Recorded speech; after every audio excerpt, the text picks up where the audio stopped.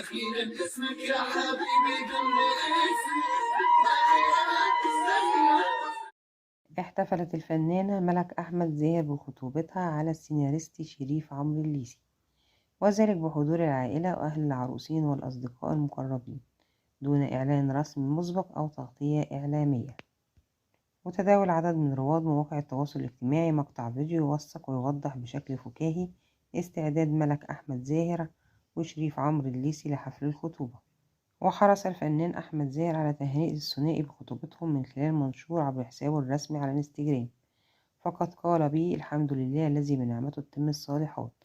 تمت اليوم خطوبة ابنتي وحبيبتي ملك على السيناريست شريف عمرو الليثي. نجل